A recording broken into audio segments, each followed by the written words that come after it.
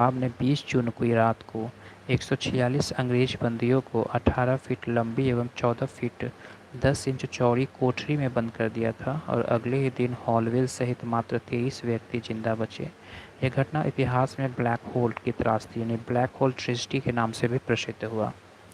प्लासी के युद्ध की पृष्ठभूमि क्या थी? क्लाइव ने मानेकचंद को रिश्वत देकर 2 जनवरी 1757 ईस्वी को कलकत्ता पर अधिकार कर लिया और 9 फरवरी 1757 को नवाब ने क्लाइव से आलिमगढ़ की संधि कर ली थी। आलिमगढ़ की संधि जो थी वो 2 फरवरी 1757 ईस्वी को हुआ था। यह संधि बंगाल के नवाब सिराजुद्दौला और क्लाइव के मध्य हुआ था। इस संधि के द्वारा कंपनी के क्षेत्राधिकार और विशेषाधिकार पुनः स्थापित हो गए और इस संधि के अंतर्गत कंपनी को अपने अधीन स्थलों को दुर्गीकृत करने एवं सिक्के ढालने की अनुमति प्रदान की गई। 13 मार्च 1757 ईस्वी को क्लाइव व वॉटसन ने फ्रांसीसी से चंद्रनगर छीन लिया और नवाब ने इसे आलिमगढ़ की संधि का उल्लंघन माना। परिणाम स्वरूप क्लाइव ने नवाब के विरुद्ध षड्यंत्र करना प्रारंभ किया। 18 अगस्त 1757 ईस्वी को अंग्रेजों ने कलकत्ता में अपनी टकसाल स्थापित किया।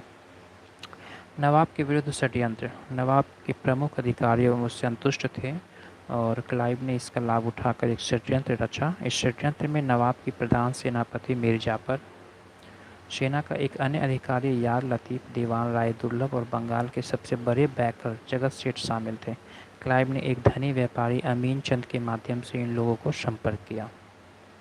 प्लासी का युद्ध जो हुआ वो 23 जून 1757 ईस्वी को हुआ था।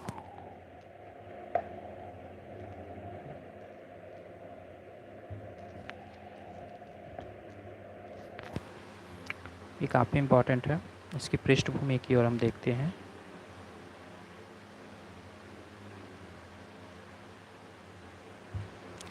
प्लासी का युद्ध डेट आप याद रखेंगे 23 जून 1757 ईस्वी को।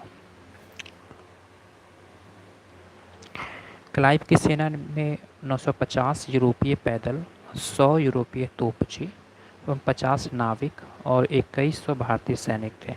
नवाब की सेना लगभग 50,000 थी। युद्ध में मीर जाफर ने नवाब को धोखा दिया और नवाब की ओर से मीर मदान, मोहन लाल एवं कुछ फ्रांसीसी सैनिकों ने भाग लिया। मीर मदान युद्ध में मारा गया और अंग्रेज विजयी हुए थे।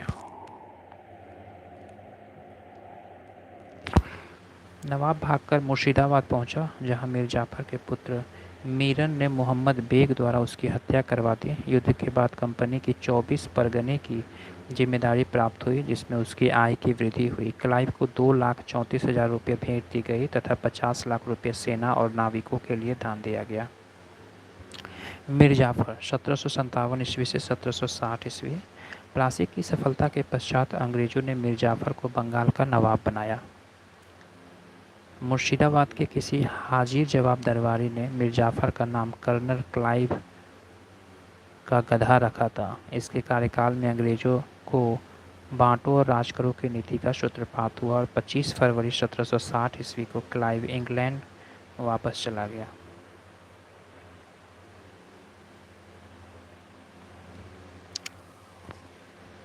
मीर कासिम 1760 ईस्वी से 1763 ईस्वी।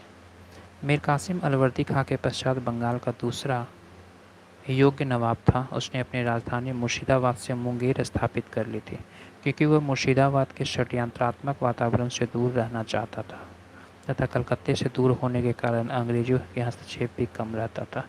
मीर कासिम ने बिहार के उस सूबेदार राम नारायण जिसे क्लाइव के संरक्षण मिला था, कंपनी में उसे सौंपने को कहा। वेंसिटाट ने राम नारायण को मीर कासिम सौंप दिया और मीर कासिम ने उसका वध कर दिया। मीर जाफर 1763 ईस्वी से 1765 ईस्वी।